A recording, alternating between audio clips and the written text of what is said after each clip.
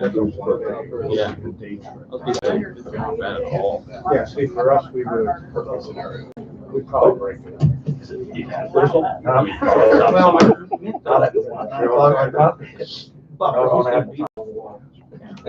Oh, there we go. All right, if you all join me in reciting the pledge. I pledge allegiance to the flag of the United States of America and to the republic for which it stands, one nation, under God, indivisible, with liberty and justice for all. Okay, good morning and welcome to the March 1st, 2021 Clinton County Board of Commissioners meeting. As always, the first item on our agenda is the opportunity for public comment. So if you are here from the public and wish to speak on any topic, now is the time. All we ask is to be brief and respectful. So with that being said, the floor is open. All right. Well, we don't have anybody today, so nobody commenting on YouTube or any questions of Tim. Okay. All right, we'll move on to number one guy on the agenda here, and that's Les Burgum. Good morning, Les. Good morning.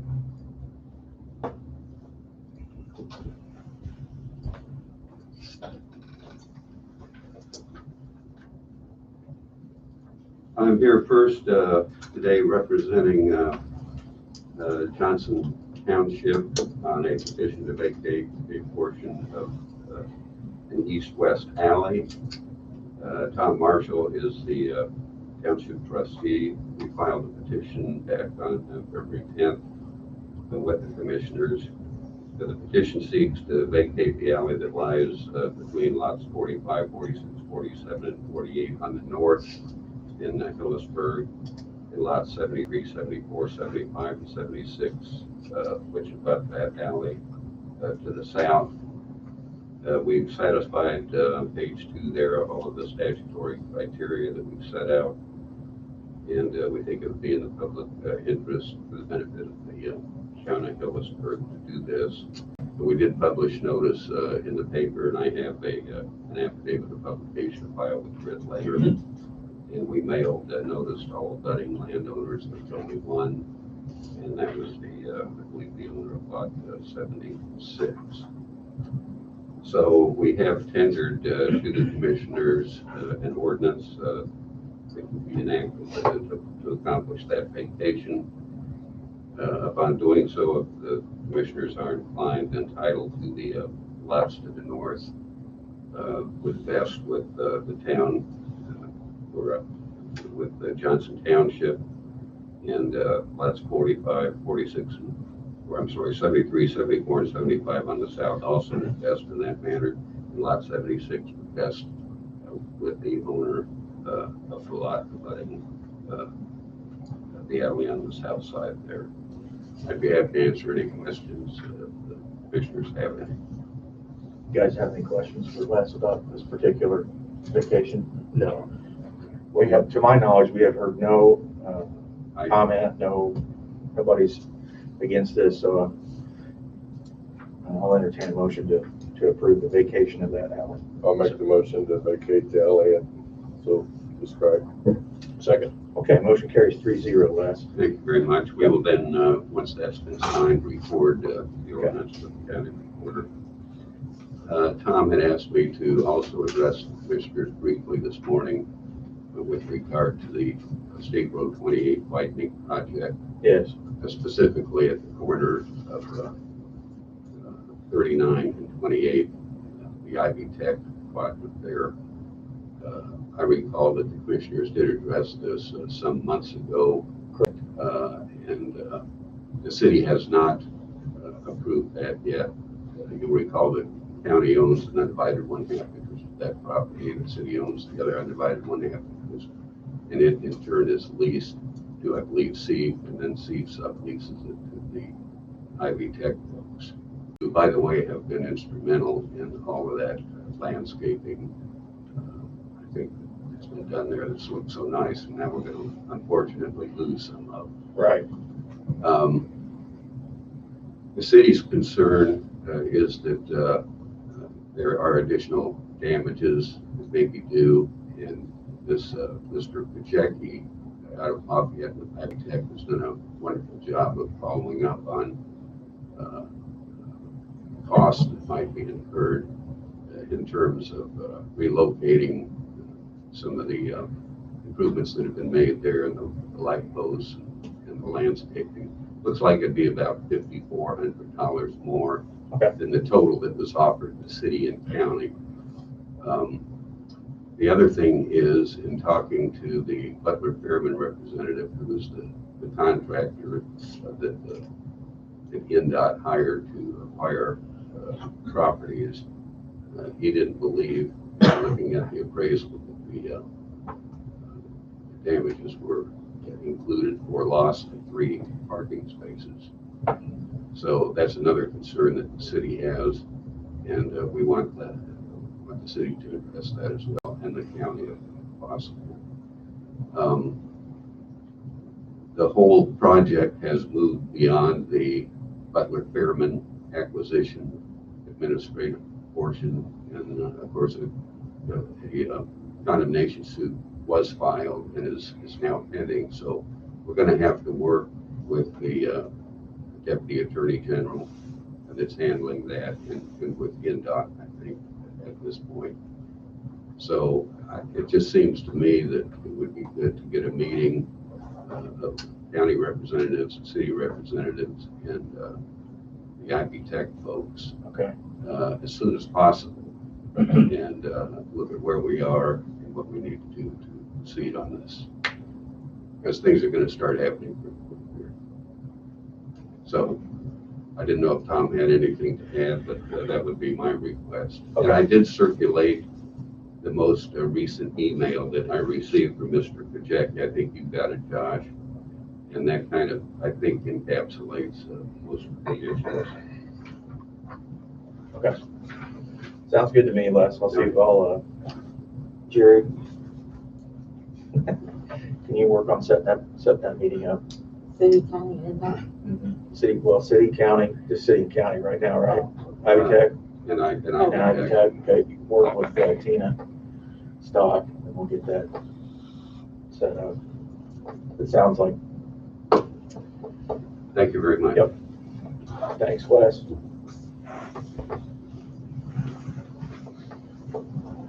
Okay, next on the agenda is Mr. Charles Malinowski from Malcon. Good morning, Charles.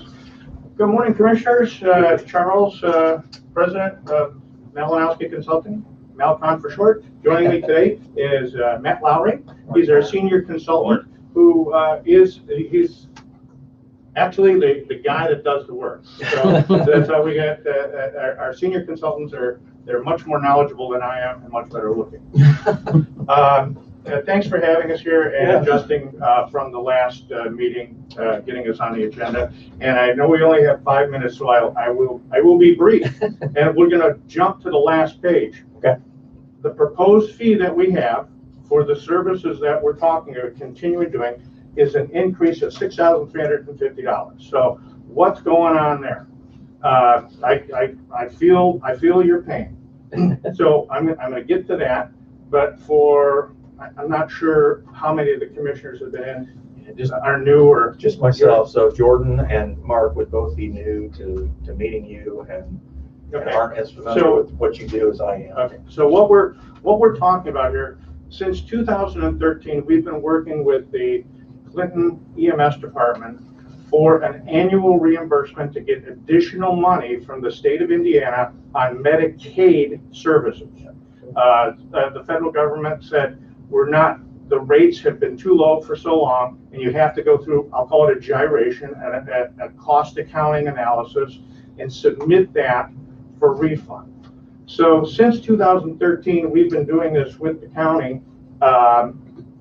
In total, estimating for 2019 that hasn't come in yet, that you're just slightly over $200,000 that have come in on that program, unrestricted, for Medicaid services through the EMS department. Our fee for that service was about $39,000. So the net, Clinton County has walked away at the end of this process with $165,000. And with a minimal amount of work. We love working with the EMS office. They're terrific in providing us information. Also, the auditor's office has been a terrific partner in getting the information we need, and then after the fact, submitting it to the auditors when this process goes through. And I want to key on that word auditors. The Indiana Department of Health and Yeah. CMS. Health and Human Services. Yeah.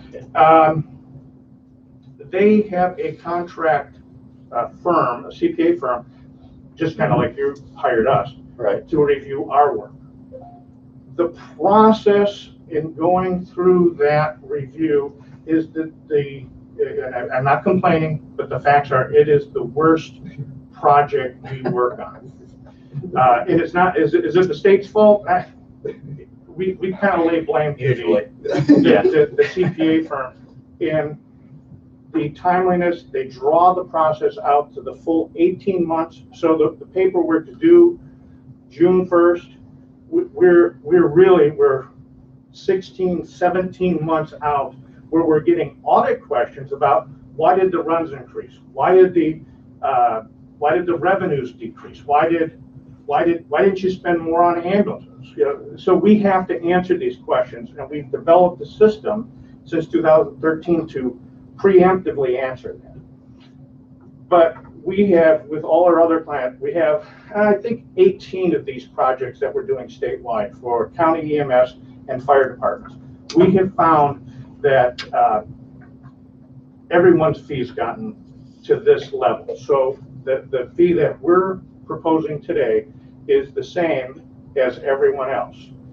And what's unchanged in this agreement, we like to call it, we as close to a handshake as we can get, is that we share the recoveries equally up until that point. So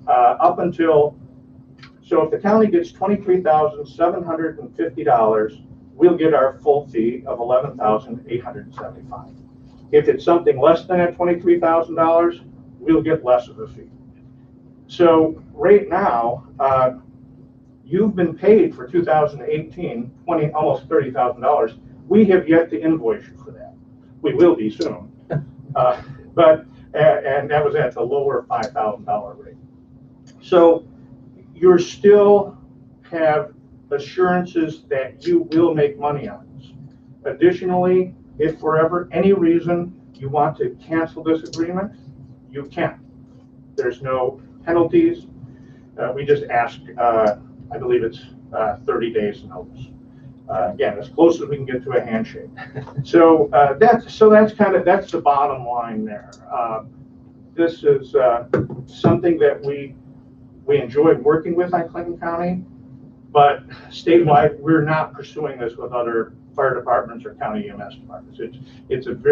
We'll continue to service who we have, but because of the challenges of getting this through the system, and then we didn't want to change the terms of our agreement to the point where we don't know. See, that's actually, we don't know, especially with 2019, we're estimating that you're going to get about $20,000 in. Who knows what happens in 2020? Right. Will it go up? Will it go down? We know the program's still there. So with that, I know there's a lot in there, so I will open it up to questions. Did you say there was a $6,000 increase this year? For beginning with the 2020, so we do 3-year agreements, 20, 21, 22. So it's a $6,350 increase if you get $23,000 back. And you wouldn't be paying us that basically for 18 months from today. We're looking at 2 years before we get paid on the 2020 work. So that's another thing too, is that, and we do all the answering. The EMS office, the auditor's office, although they facilitate answering our questions, we take care of all the responses. Sure. It's another reason why we're not proposing it, because when you bring it to commission, it's like, hey, you're going to be waiting 18 to 24 months on this program, sign off on this, contract. It's like, sorry, you're not going to know what you're actually going to get back for the county for 18 to 24 months. So it's hard to make the initial pitch to people. Well, we know if we don't do anything, we're going to get nothing. That's right. Yeah, Yeah. That's the upside. That's why we started this relationship with Charles and Malcon, was because, they go back and pick up the pieces that we miss with our billing company, or the pieces that, Medicaid refuses to pay. They'll go back and take a second look at it.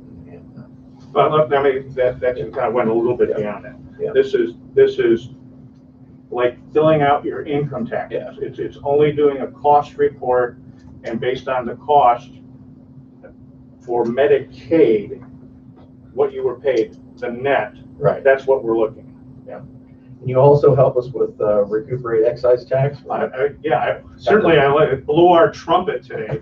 Because I know you're short in time, we've got others here, but I briefly mentioned that Matthew's been working with the EMS office because the excise fuel taxes on ambulances are 100% refundable. So on the diesel fuel, we're what's the rate we're getting back? Right now it's 51 cents. 51 cents a gallon on every gallon of diesel fuel that go into the ambulance gets refunded back to the county. And it goes back into, per the State Board of Accounts, the EMS fund. Correct. So it stays within the fund. And we were commenting on that, when we were here last, Yes. It was the windmill commission meeting. Oh. Yeah, so that was back on March 19th. Since then, we have prepared reimbursement claims on a quarterly basis, so quarter 3, 2017 through quarter 4, 2019. The net refund to the EMS department was $6,826. So this was money that basically was left on the table. Awesome. So we try to pay our way. And can we do that with the county highway also? We'd love to do it with the county highway. Yes, that's we work closest here in Howard County, Hamilton County. We're working with a number of highway departments, and they had some issues that we couldn't connect, and we'd love to have a discussion with them. Okay.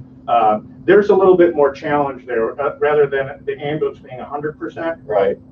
The vehicles and equipment are proportional based on it, like a dump truck it's got a percentage lower than 100. So Okay. don't want to get into details again.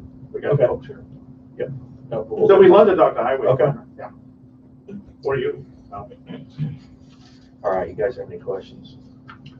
I don't have it. Charles? Entertain a motion to approve the agreement for 2020, 21, and 22 for Malcolm. I'll make the motion. Okay. Got it? Okay, motion carries 3-0. And that's just a little snippet, and for everybody in the audience too. Since we own our own business, we can choose where we want to do business, and we like doing business with Clinton County. It's been a great relationship in every office. That little thing like having that contract, being ready if there's not a windmill issue, going on at the right time. So we look forward to continuing our good relationship with you and making you more money. Can you get us a proposal for looking at the excise tax for county highway to look at? I believe that I have to look at our agreement that the commissioners signed a year ago. We tend to write those generically so that it would cover any department. So if, in fact, say you had the Parks and Recreation Department, which in Hamilton County, I'm trying to talk to them, it would be covered in that agreement. Okay. So we'll take a look at that, and we'll get back to you on that. But it would be under the same terms. Again, it's a contingent fee, and on that, we don't get paid until you get paid. So, and again, it goes back to the highway fund, which is really a good deal. Very good. All right, thanks, Charles. You're welcome. Thank you, commissioners. I'd shake, but we'll do the fist bump to all of you. Okay, next on the agenda this morning is Mr. Leo Rumschlag from Jansen and Spons Engineering Incorporated. Good morning. Sorry.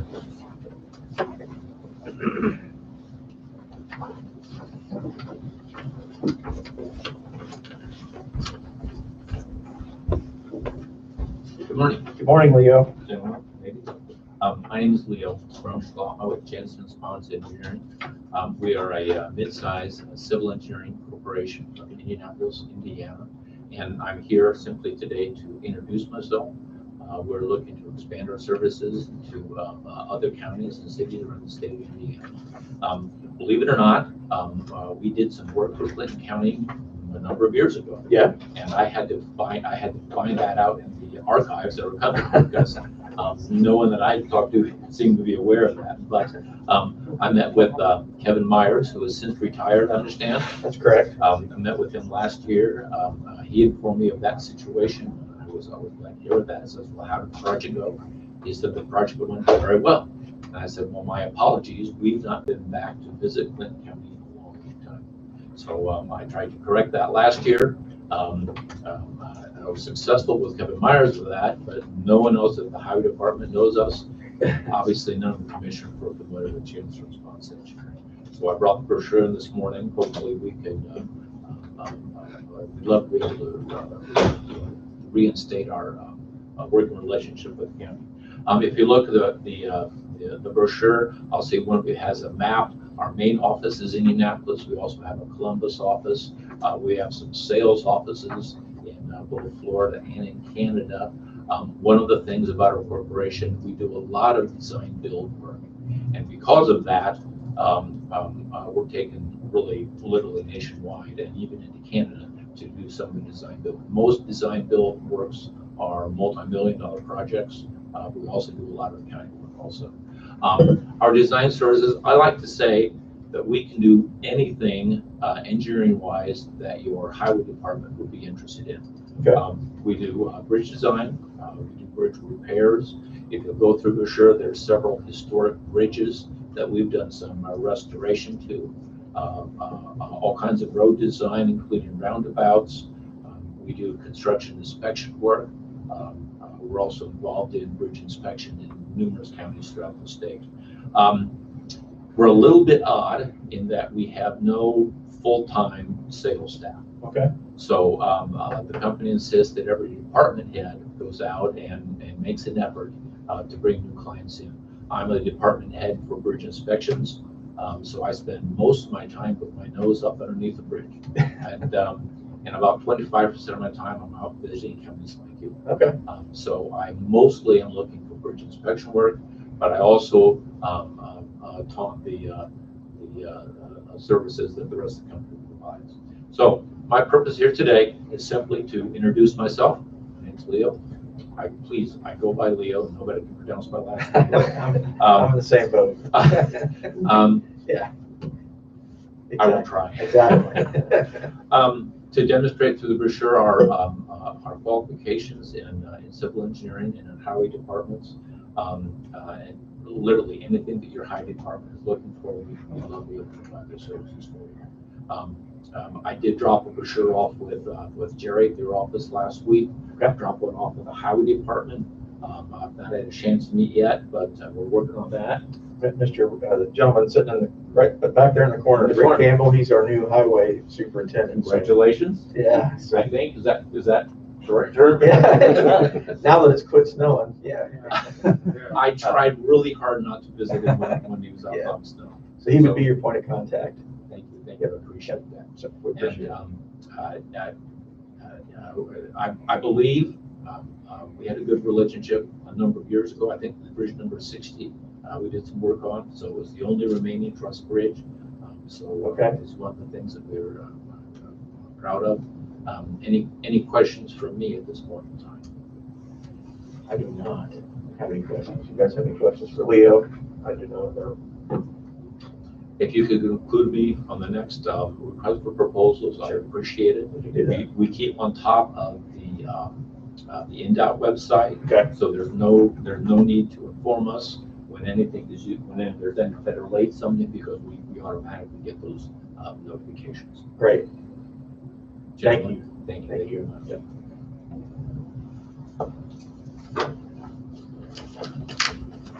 Okay, next on the agenda this morning is Mr. Tim Elston. Tim, the floor is yours, sir. Got two quick things. One's just our annual antivirus renewal for our county software. That is put in the budget every year. I think this year we budgeted around 4,000. Software came in at just a little over 3,100. The second item was we need to replace the batteries in the 3 main UPSs at the jail. Okay. They're kind of faulty, and so when power flickers, not everything stays up. Gotcha. Kind of starting to cause issues. There's 160 batteries to replace in these 3 units. I saw so, that. Unfortunately, it cost comes in around $2,500 to replace those in all 3 units. So just looking for approval to make sure we go ahead with that. Yep, got to do what we got to do. So I would entertain a motion to approve the battery replacement and the antivirus renewal. I'll make a motion to approve the battery replacement and the antivirus. Okay. Second. All right, motion carries 3-0. Yeah, thank you.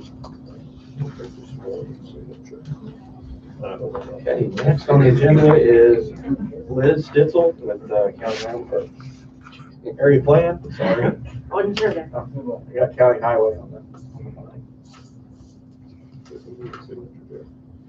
I don't have anything startling this morning. I guess the only update would be, we've got our elevator bid out, and I I'm saw it in getting the paper. contact and interest from multiple companies, so I'm hopeful that we'll have a variety to select from.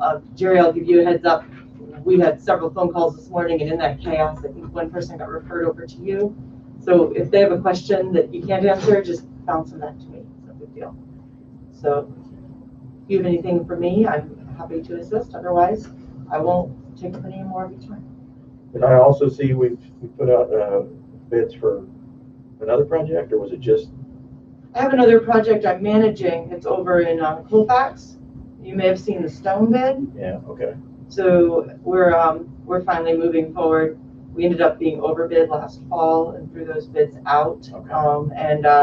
Now we're starting again, and the town superintendent and myself are being the project managers to save some money, and then we're subbing out things the town can't handle. So we did award that, and we've got a paving bid out right now for them. Okay. Anything else? I don't have anything. Do you either of you gentlemen have anything else for Liz? I do not. Thank you so much. Okay, next up is Mr. Rick Campbell with the County Highway. Morning. Good morning. We're back to hauling stone again. We're in the snow for a little while. I have a paper here to sign for a side slope on Bridge 55. Yeah. You don't have a problem with the 2-to-1? No. Okay. Sorry. We need a motion for it, or? Yeah, so what essentially is, I think you guys saw about the 2-to-1 slope, side slopes, which is. I got I'll make a motion to approve that. Second. Okay, motion carries 3-0 to approve the design change with, for bridge number 55. Make sure I sign it right. Yeah. Last time I did. We need 2 copies of that. Jerry handed me one, so. What else is going on, Rick? That's about it. We're getting our signs put back up. They got knocked down during the storm. Yeah. That's about it. Well, I had a gentleman call me specifically the other day to tell you what a good job you've done with the, particularly on gravel roads. His name's Andy Bailey, and he wanted me to make sure to pass it on to you and to pass that on to the guys that he appreciated how you guys plowed the snow on those roads. So, we did get, I got news the other day that we did get federal approval for bridge number 21. Yeah, we did. So that's- We did get that. Yeah, we were surprised. So that's good news. Yes, it was. And I think that's That's all I have. so you got. Can you? I have one thing. I want to thank Rick. I contacted him about filling in some potholes out at the fairgrounds. We had some people through the vaccination clinics, and Yeah. he went out there and the crew took care of him, so we appreciate you guys doing No that. problem. Thank you, Rick. Thank you. Okay. All right, old business. The first item under old business this morning is we have a pay app number 6 from Atlas Excavating. Just need a signature on that, Jerry? No. No, we just need approval? Yeah. Okay. That was just for wastewater, correct? Yes, Atlas is doing the wastewater portion of the project. Okay. I'll make a motion to approve the Atlas payout. Second. Okay, motion carries 3-0. Okay, next under old business, we have the amendment to ordinance number 2021-01A. And I believe that's in regards to Kilmore. Right.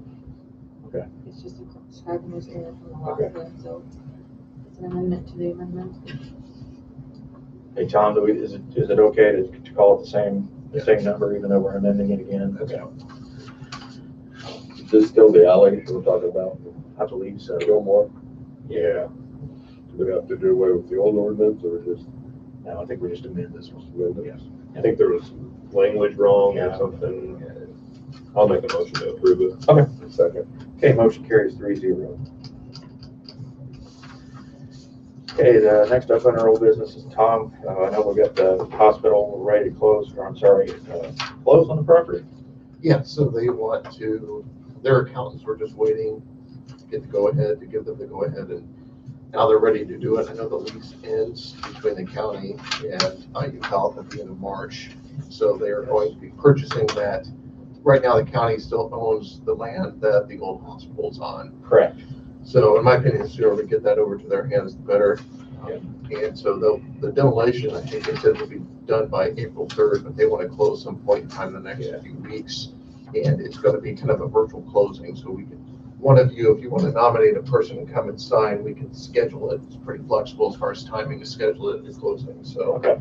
That's been the plan all along when we were doing this, was that we retained just the footprint of the building so that we could maintain, so that we could still charge rent while they were building the new facility, even though they had purchased that land. So yeah, this is just the final, pretty much the final step, and that'll end our business with that hospital property and IU Health. So I did have a question on that.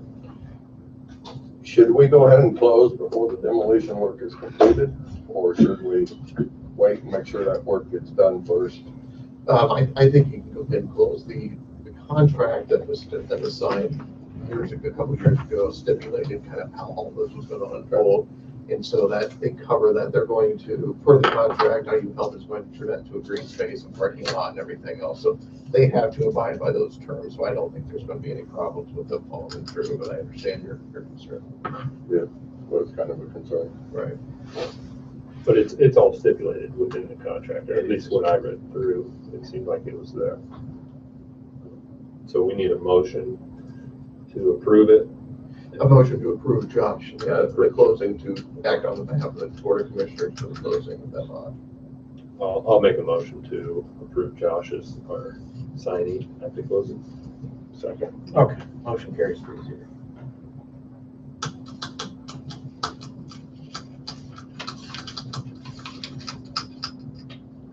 Okay. Any other old business this morning? You guys have anything? I do not. Old business. Okay, new business, we have been in the process of interviewing over the last couple of months somebody to replace Dennis Dunlap as our HR consultant. And after doing so, we interviewed 3 candidates, and we arrived on Mr. Rick Brown as our choice to be our HR consultant. So, but we couldn't make anything official until today, so I'll entertain a motion to select Rick Brown as an HR consultant. I'll make the motion to accept Rick Brown. Second. Okay, motion carries 3-0. Jerry, will you reach out to Rick and let him know that we've decided on him, and then we need to get some kind of a consultants agreement put together with him for service. Okay. Next up under new business is some of you, I'm sure, have been following the state legislature, as I have, specifically regarding House Bill 1381, which would effectively remove any local control over any type of renewable energy project. It would have a boilerplate set of setbacks and requirements that would supersede what we've worked hard here in Clinton County to put together. And so we've got a resolution this morning that we're going to approve that says we are dead set against that. We don't want local control taken away. And I've been on the phone with our state reps and the Indiana Association of Counties, Indiana Association of County Commissioners, and I'm going to do everything I can to get on the floor down there to represent us and tell them our story, because we have had success saying no when it wasn't appropriate for Clinton County, and we've had success saying yes. So we know best what to do in Clinton County better than a bunch of state legislators. So that being said, that's my soapbox speech about House Bill 1381. I would, you guys have anything to mention or say? I'll make a motion to Okay. approve the resolution. Okay. Second. Okay, motion carries 3-0.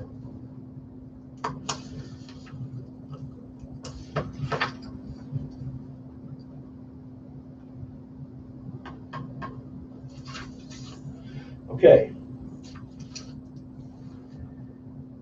Next on the agenda is to approve the incarcerated offenders provider agreement. Sheriff, can you help me with that? I may be able to help you with that. I can.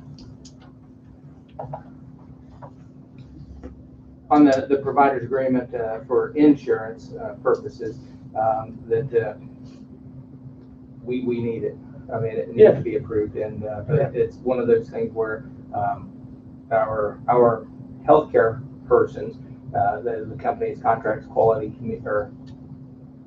correctional care. Yes. And they provide all of the overwatch for their process through, and those that are incarcerated and work release don't have that opportunity because they're on their own insurance through Medicare or Medicaid. I think it's Medicaid at that time. But our quality correctional care takes care of all the rebilling, things like that, and just as the county has to seek out other contracts to get those reimbursements. They handle quite a bit of those reimbursements for us, and then we do it with our own staff. So, Thank you. no problem. Appreciate that. Okay. This is a renewal. correct? Yeah. We already have it in place. Yeah. Okay. Yep. That's what. Yep. I'll entertain a motion to approve the renewal agreement. I'll make a motion to approve it. Second. Okay, motion carries 3-0. Next, under new business, is we have Butler, Fairman, and Cypher sales disclosure form. I did not see that. Yeah.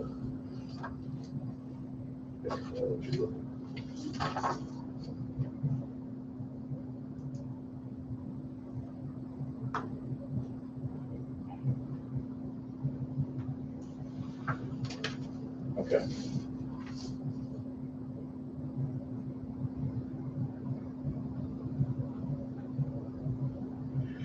Okay, I'll entertain a motion. Is it for specific? I'm not Yeah, sure what It's for the project,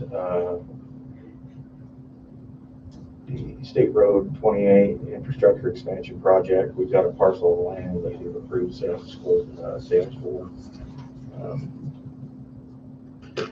I believe to the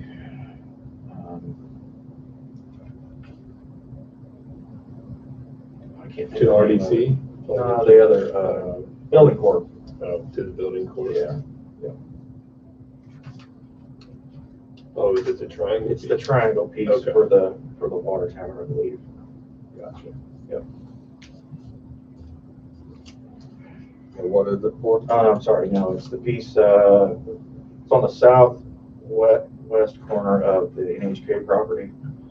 There's a pipeline that runs through there. And there's a triangle piece that NHK did not want because they had the pipeline in it, and so we were forced to purchase that. as part of the project, and it's actually, it's for the RDC. Yeah, yeah, my bad. Now that I I'm see not the sure map. we even had to purchase that. I think they just gave it back. Yeah, yeah. So, yeah, So this is allowing us to do what?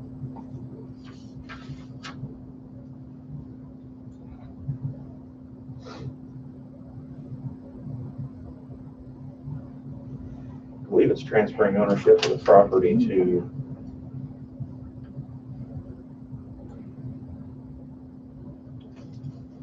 the redevelopment commission.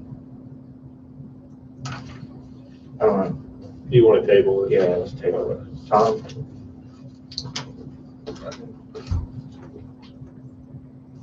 Okay. Next, we have something about the pasture lease. I don't know anything about that. It expired or? It expired, so we have to, we just need to let it know that we're gonna have bids out for the pasture Okay. release. That's, Same thing with mowing yeah, contract? that's. Okay, so we need to put that out for bid? Yeah. Okay. That need a motion? Sure. Yep. I'll make a motion to put the bids out for the Second. pasture. Okay, motion carries 3-0. Okay, department head reports. Okay. The other department heads that deferred from me. Congratulations. Yeah, thank you. So the sheriff's office will present auditor the 2020 annual jail report, that's your copy, and also president of the commission, that's the jail report. Okay. I will get an electronic copy, send to everybody else, or if distributor plans on doing that, that's fine. Okay. Couple things, we, moving right along into 2021, everything is looking fantastic. Appreciate Mark Timmons and the councilman that came over for the maintenance issues that we are experiencing. The plumbing products have been ordered, so we're gonna get started on that project, replacing 4-inch copper pipe. And maybe Mark could give me a brief on that, but it's copper pipe, we're gonna change it back to CPVC, and Mark is well aware what is needed after they came down, took a look at it. The garage door is going to be replaced as well, the large basement garage or the parking area. $18,000 to $26,000 is what that's gonna run. So we're getting in the process of looking at the equipment through bids through, I think it's 4 companies that have sent their information in, so we're looking at that.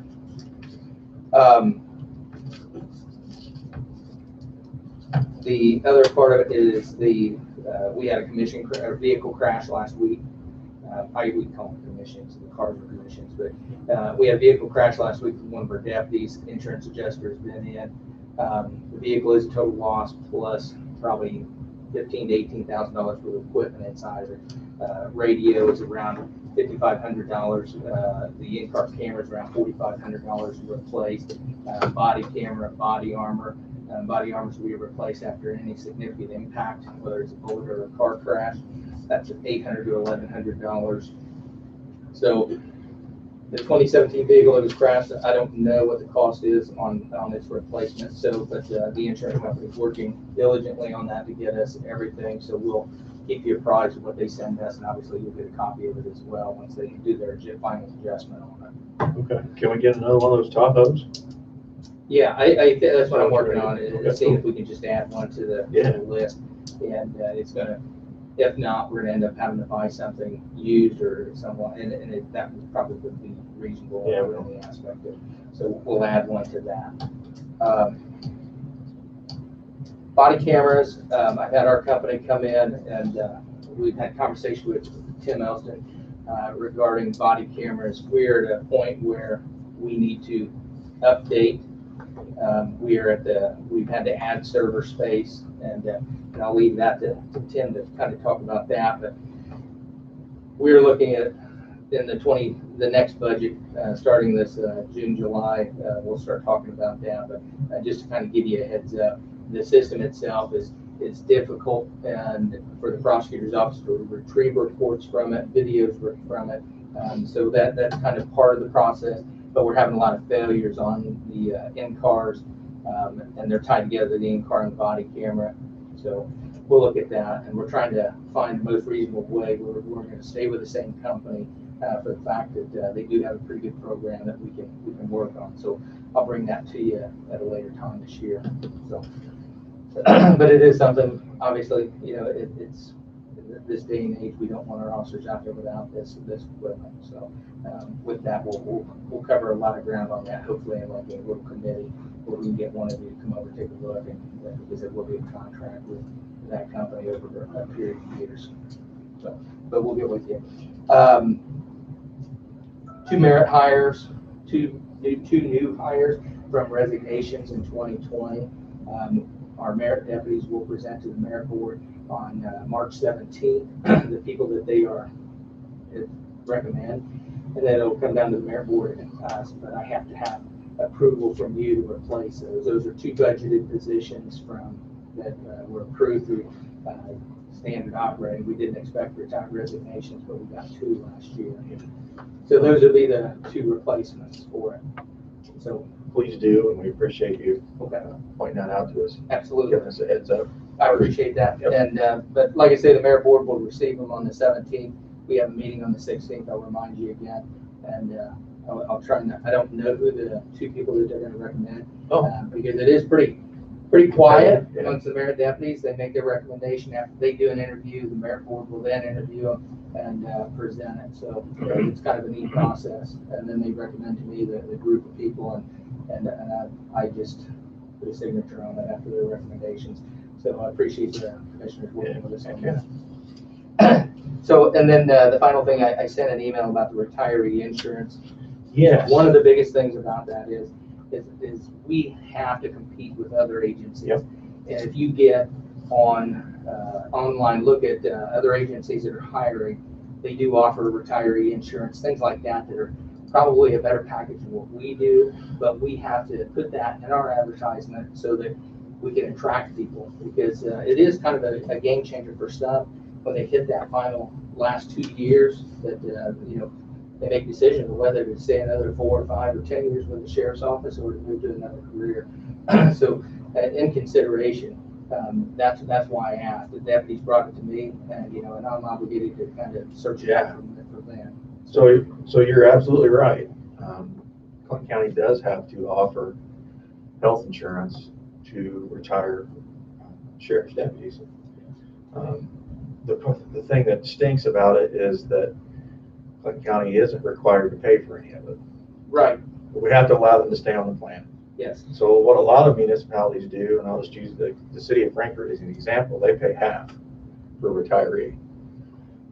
So that would be something that I'm more than happy to make that argument with you to the county council, that that's something that we should seriously consider funding a portion of. I don't know if we can get to half of it, but at least we can ask for something for retired deputies.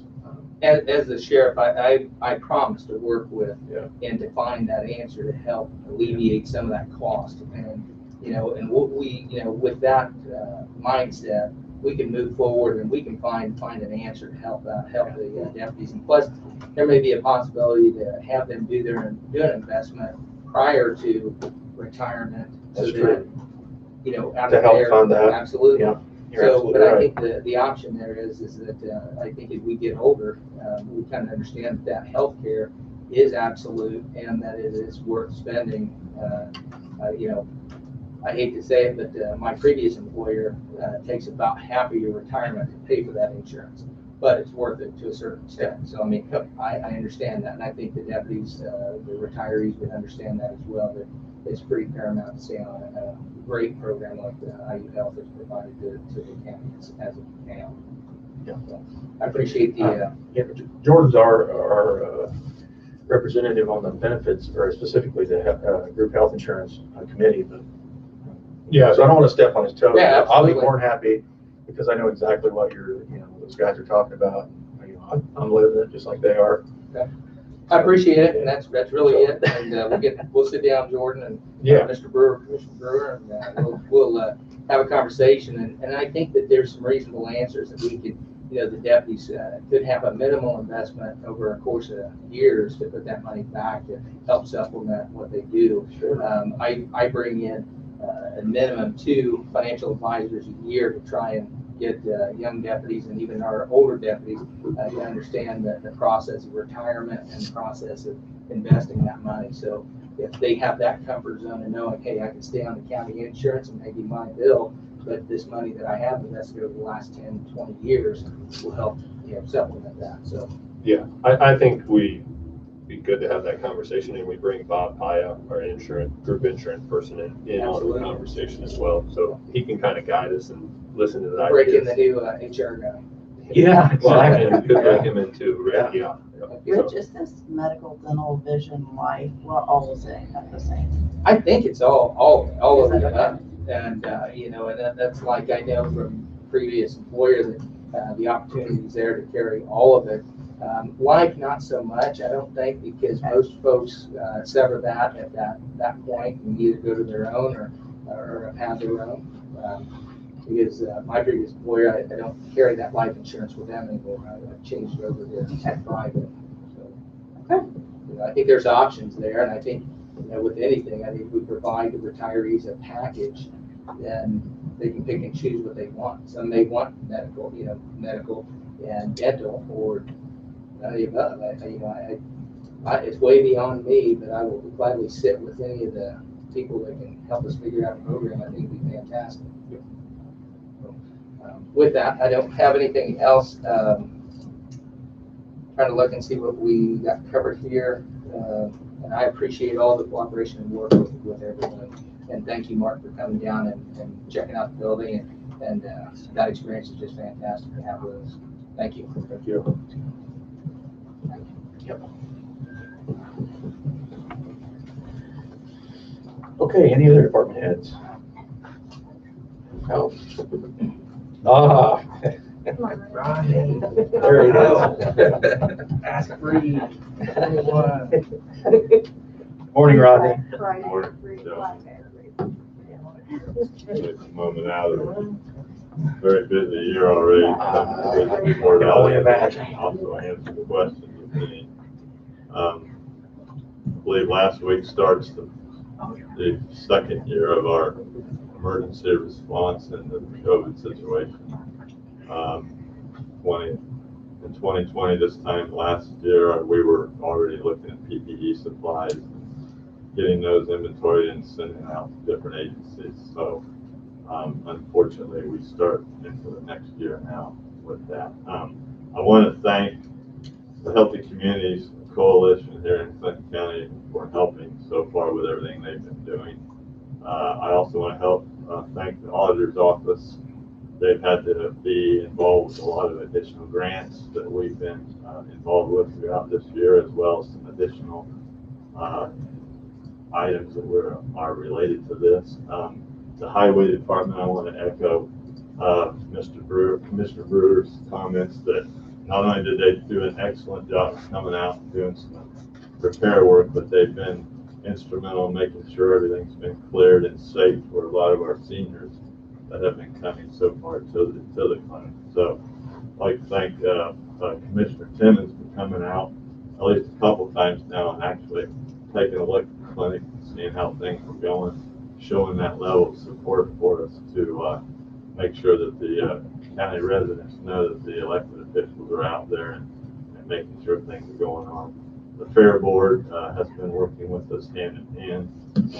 Also, the EMA director, Daryl, has been instrumental. He's been working with us, making sure we have what we need, making sure he holds calls to keep folks like yourselves informed about what's going on each week. Sheriff's office has continually reached out to us and offered support in everything we're doing, so we want to thank them.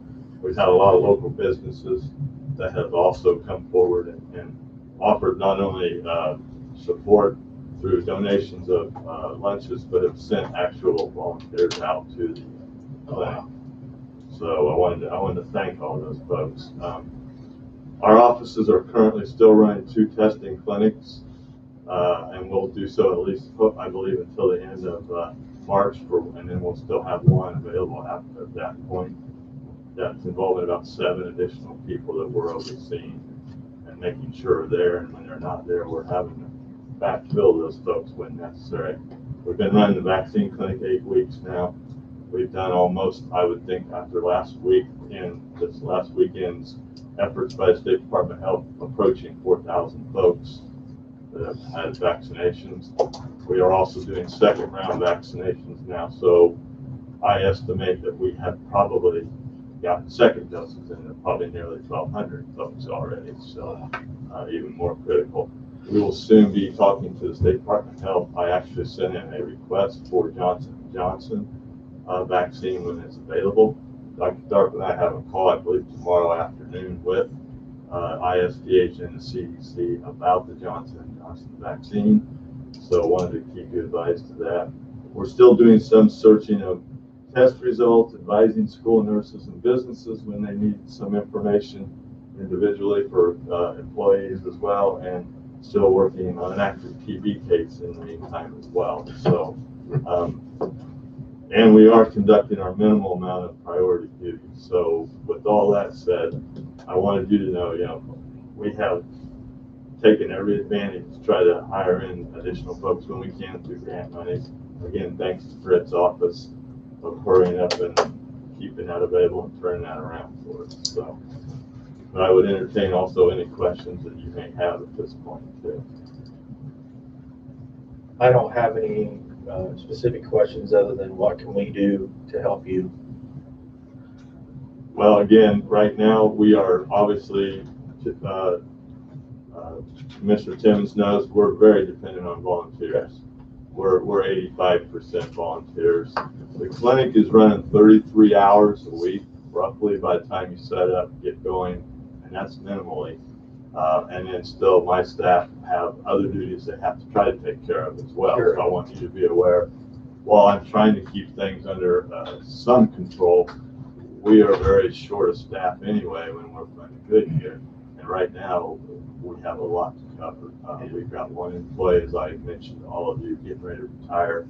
So we're trying to bring on somebody to shadow that individual in the next few months to try to garner that information and experience from them as well. So it's been a very long road. You've been very supportive, and again, just as long as we have community support like we've been getting, I think the only thing we struggle with from time to time is nurses. God bless them, they've all been coming out and are available. I think some of them have gotten their second doses and will become more available because we get a lot of retired nurses that normally service in this capacity. So we are, I think, ahead of every other county in Indiana right now with the ability to aggressively try to get back to normal. And I think under those circumstances, we all should take a moment to sigh a little bit of relief and knowing we're all still pulling this together and going in the right direction on this. So. Yeah, I mean, no doubt, I agree. We owe you guys a debt of gratitude. And I'll just tell you, my mother was a retired nurse, and she's been volunteering some out there, and she's a pretty tough customer, but she was very, very impressed with the operation, how well things are working. So I'm here to tell you that it's a high compliment. Yeah, I think, and again, it's a lot of great work from a lot of our staff as well. It's that reason that they brought in the extra clinic this weekend and offered up. I think they ended up doing almost 850 additional Clinton County residents over those 3 days because there was only 11 of those clinics in the whole state, and we got selected to be one because we've had full appointments and we've been able to deliver the vaccine. So. That's awesome. And will that clinic come back for the second? It will be. Okay. It will be 21 days because that was Pfizer. Yeah. Not the Moderna, but 21 days from now, they have already scheduled those second doses for those folks, and they will be back. We've stayed in communication. I actually worked with them over the weekend, just making sure if they had extra doses, we found somebody to get those extra doses. Yeah. So, yeah. Thank you very much for your Rodney, time. I've heard nothing but positive for your clinic, so. Again, we appreciate it. 16 years of this, I hope to think we've got something, that we could execute that would, be smooth. If I've learned anything from all this, is to count on the people when you're working through it. So, Thank you. Thank you. Okay, any other department heads? Judge? Yeah. Good morning. Morning. Good job, Rodney. Hey, thanks for letting me appear this morning and on short notice Yeah. and just speak to the commissioners here.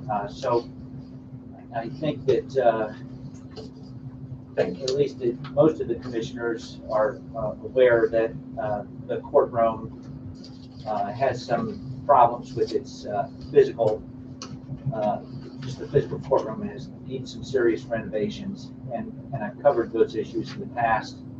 And so last Friday, we were able to be presented with a report from engineers, and that was a valuable meeting in as much as we had 6 professionals online in a Zoom meeting, some of them from various other states, engineers, HVAC specialists, and so forth. And it's clear that they put some deep thought into a viable plan. What was missing at that meeting was a commissioner presence, and it's an issue that is troubling to me. And from my perspective, I've been waiting years behind other projects and assurances that I'd have the cooperation of the commissioners.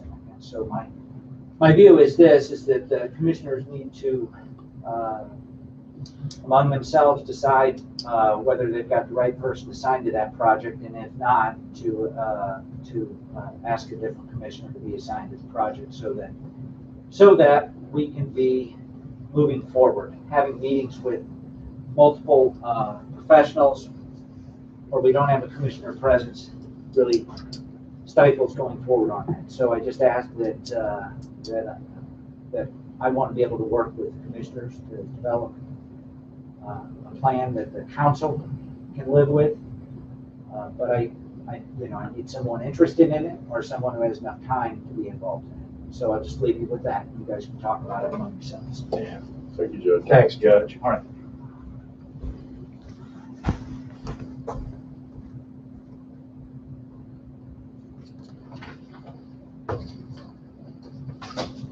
Any other department heads?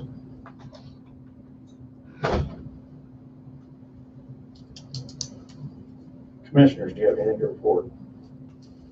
The only thing I have is, which we all were included, Chris at Parkview had a vehicle issue, and so we kind of looked into giving him something new as the transmission went out.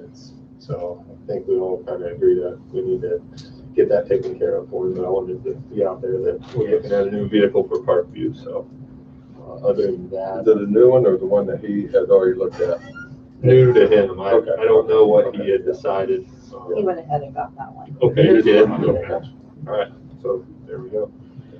Thanks for, That's all I had. so a couple of years ago, we were approached by Tracy Bader. She runs the skating rink here in Frankfurt, and the county owns, let me make sure I get this right. The county owns the land around, she owns the land around the skating rink, but we own the building, correct? I think it's just Youngstown. I think you own the land and she owns the building. Okay. We've got- She was interested in purchasing what we own as a county. And so we had to get that appraised, and we had trouble finding an appraiser. None of the local appraisers would do it because they weren't skilled in that particular type of commercial building. And anyway, long story short, we got the appraisal back. I believe it was $30,000, and she's interested in purchasing that because she wants to make improvements to the building, but she doesn't want to make improvements to the building if she's landlocked and can't have access to the area around it. So that is back. She has been, I have been in communication with her, and so anyway, we need to decide how we need to move forward on whether we sell that to her or what. I don't know how to do that, Tom. So there's one more appraisal coming. Okay. And I would imagine it'll be here in a few weeks. Okay. And so the average, we'll have to take the average of the two. Okay. But we're pretty close to getting there. I know she's been wanting that for a while, but we're almost there. Okay. I guess I have a couple questions. Sure. I wasn't even sure, is the skating rink still where it used to be? Mhm. And we're talking about the land around the building itself? Yeah. Kind of an odd situation where. Just not sure we should be selling land though. I don't know. I realize she wants to make the building nicer, but That's my opinion. Okay. I'm open to getting other We'll keep prices talking and to see, yeah. But anyway, I need to update her, so. Okay. The only other thing I have this morning is Jerry just gave you some copies, and Shan, can you help me explain this to the other commissioners? This is in regards to our, I just asked you to speak, but. Yeah, the EDA letter, or the EDA grant that we received for the wastewater, we're in the process of receiving it. There's some language that they did not quite like, as Josh knows. It's been kind of ebb and flow with EDA as far as language, and they've asked that this would be basically wordsmith a little bit different so that the numbers match some of the numbers that they already have in the application. There was a little bit of discrepancy, but not much, but it's got to be perfect for EDA. Also with the County Building Association or Building Corps, there was language there that needed to be revised. And so basically what you have before you is for us to be able to receive the ongoing funds of the $3 million grant. They want those things clarified, and it needs to be done through basically giving Josh the approval to sign off on the letter with the county council, and then one letter besides that. It's a standalone from the commissioners, and then the resolution to do so. So, and Brett, I think that's what we have, right? Everything.